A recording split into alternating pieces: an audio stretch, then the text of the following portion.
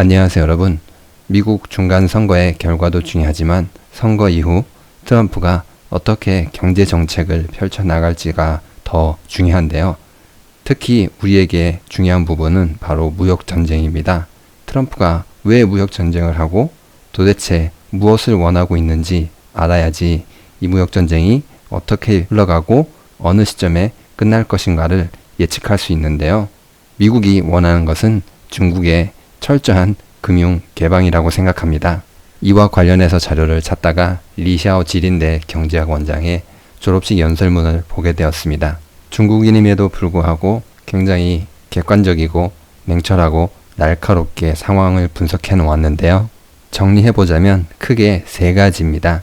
첫 번째, 미국은 금융 패권 국가이기 때문에 중국의 철저한 금융 개방을 원하고 있고, 두 번째로는 지금 무역 전쟁에서 세계 어디에도 중국 편은 없다라는 것.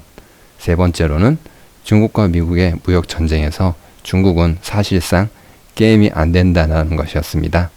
첫 번째로는 미국이 왜 중국에게 철저하게 금융 개방을 원하는지 한번 살펴보겠습니다. 여러분도 잘 알다시피 미국은 금융이 고도로 발달한 나라인데요. 그래서 월스트리트 금융 자본의 이익을 굉장히 중요시하는데요. 이들은 좋지 않은 회사를 싸게 사서 사람들을 정리하거나 혹은 부채를 정리한 다음에 좋은 회사로 만들어서 비싸게 팔기도 하고, 혹은 기술을 가지고 있는 회사를 사서 키워서 더 큰 회사로 만든 다음에 비싸게 팔기도 합니다. 이렇게 회사를 싸게 사서 비싸게 팔아서 많은 이득을 남기고 있는데요. 사실 아직 중국에서는 이것을 하기가 쉽지 않습니다. 이게 얼마나 돈이 많이 되냐면은 사실 가장 좋은 예는 우리나라가 되겠는데요. 우리도 금융을 개방한 이후에 외국인들이 들어와서 정말 많은 이익을 남겨서 가고 있습니다. 중국에서도 우리나라에서 이렇게 하는 것처럼 좋은 회사를 싸게 사서 가치를 늘린 다음에 비싸게 팔고, 혹은 주식시장에서 어떠한 금융 기법을 이용을 해서 돈을 많이 벌어가고 싶다는 것입니다. 사실 이러한 관계는 서로 윈윈할 수 있는데요. 만일 미국이 우리나라에 투자를 하면 우리나라는 생산이 늘어나고 고용이 늘어날 수 있습니다. 또 미국에 수출을 함으로써 외화를 벌 수 있는 거죠. 한마디로 우리나라의 부가 늘어날 수 있습니다.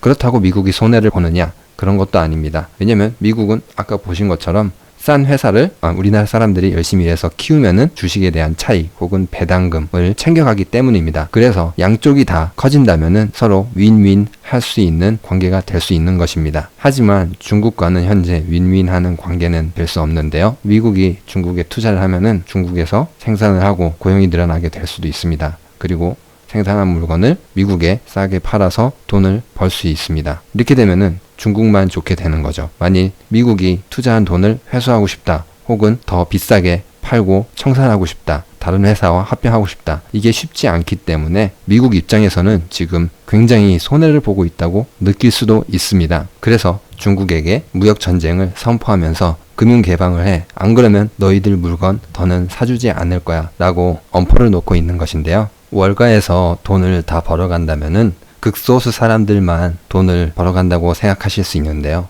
하지만 미국은 주식 투자를 사람들이 많이 하는 편이라서 1인당 금융자산이 굉장히 큰 게 지금 보이시죠?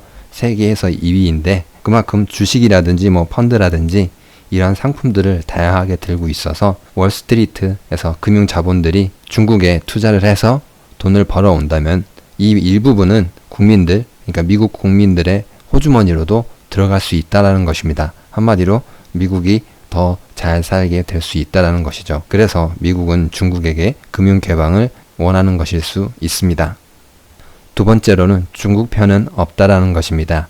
시진핑 주석이 다양한 외교 무대에 나와서 미국의 보호무역을 반대하고 있는데요. 하지만 자세히 보시면은 다른 나라 국가들, 유럽이나 일본이 적극적으로 중국을 도와준다거나 미국이 잘못했다고 비난을 가하고 있지는 않습니다. 사실 유럽이나 일본도 중국의 지적재산권 문제라든지 기술, 그러니까 스파이죠, 훔쳐간다든지, 그리고 기업 관련 M&A 합병에 대해서 굉장히 불만이 쌓여있는 상태라서 미국이 이걸 어떻게 보면 해결해 주기를 은근히 바라고 있는 걸 수도 있습니다. 사실 중립을 유지하는 척 하면서 미국이 중국을 때려서 자기가 원하는 것도 받아내고 싶어하는 그러한 모양새로 보여지고 있습니다. 하지만 우리나라 언론만 자충수다, 미국이 이상하다 이렇게 얘기하는데, 하지만 우리나라 언론만 조금 이상하게 얘기를 하고 있는 것 같습니다. 세 번째로는 게임이 안 된다는 것입니다. 당연히 중국이 미국한테 게임이 안 된다는 것이죠. 객관적인 숫자만 보고 봤을 때 미국이 중국에게 수입하는 금액은 1년에 2017년 기준 5천억 달러였습니다. 반대로 중국은 미국에게 수입한 금액은 1,300억 달러입니다. 서로 쓸 수 있는 카드가 미국은 5천억 달러, 중국은 1,300억 달러입니다. 지금 어디까지 진행이 되었냐 하면은 처음에 미국이 500억 달러 관세를 먹이고 바로 이어서 중국도 500억 달러 관세를 먹였습니다.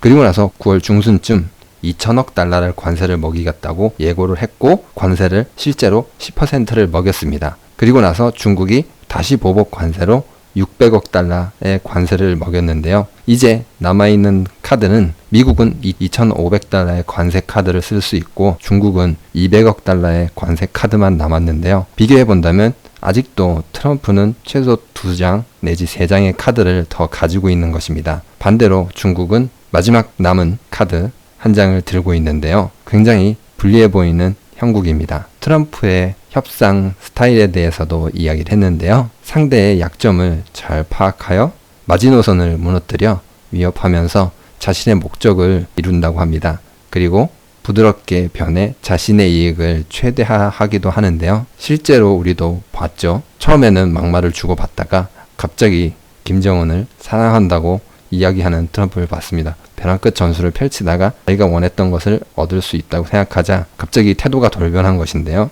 중국과의 무역 전쟁도 이와 비슷하게 계속 벼랑 끝 전술을 유지하다가 갑자기 자기가 원하는 것을 얻었을 때 태도를 돌변하게 될 것입니다. 그래서 우리는 트럼프가 무엇을 가장 중요하게 생각하고 얻고 싶은지를 생각을 하고 중간에서 잘 행동을 해야 될 것인데요. 우리나라 경제에 막대한 영향을 미칠 미중 무역 전쟁의 중요한 포인트를 살펴보았는데요.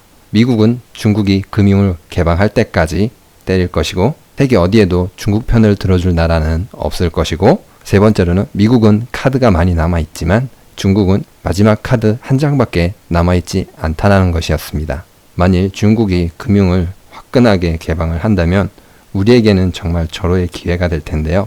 아마 1997년 외환위기 때 벌어졌던 일들이 그대로 중국에서 한번 벌어질 가능성이 굉장히 높게 됩니다. 97년 외환위기 때는 우리도 그때 너무 몰랐고 너무 급했기 때문에 당했던 것도 많이 있지만 중국이 개방을 한다면 그때의 경험을 바탕으로 우리나라의 이익을 최대화할 수 있을 기회가 될 수도 있을 것 같습니다. 오늘 영상도 유익하셨나요? 구독과 좋아요는 영상을 만드는데 많은 힘이 됩니다. 감사합니다.